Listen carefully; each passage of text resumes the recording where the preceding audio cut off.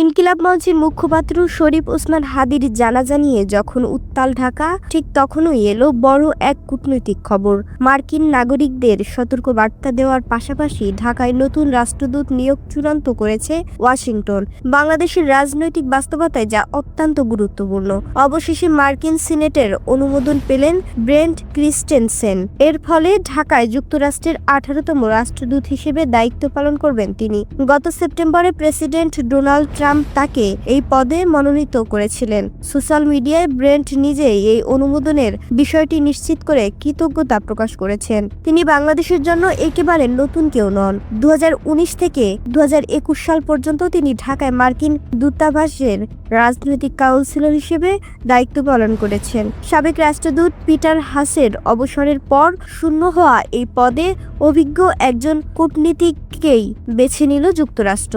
বিশ্লেষক জন ড্যানিলোভিসের মতে, বাংলাদেশের বর্তমান রাজনৈতিক অস্থিরতা মোকাবেলায় ক্রিস্টেনসেনের অভিজ্ঞতাই এখন সবচেয়ে বড় হাতিয়ার। অন্যদিকে ওসমান হাদির জানাজাকে কেন্দ্র করে শনিবার মানিক মিয়া এভিনিউ ও এর আশেপাশের এলাকায় নিজ দেশের নাগরিকদের জন্য সর্বোচ্চ সতর্কতা জারি করেছে মার্কিন দূতাবাস। শান্তিপূর্ণ সমাবেশেও যে কোনো সময় সহিংস রূপ নিতে পারে এমন আশঙ্কায় মার্কিন নাগরিকদের বড় জনসমাগম এড়িয়ে চলার পরামর্শ দেওয়া হয়েছে। অভিজ্ঞ এই কূটনীতিকের প্রত্যাবর্তনে ঢাকা ওয়াশিংটন সম্পর্কে কি নতুন মোড় আসবে, আর জানাজা ঘিরে পরিস্থিতি কোন দিকে গড়ায়, সেদিকেও থাকছে আমাদের সজাগ দৃষ্টি।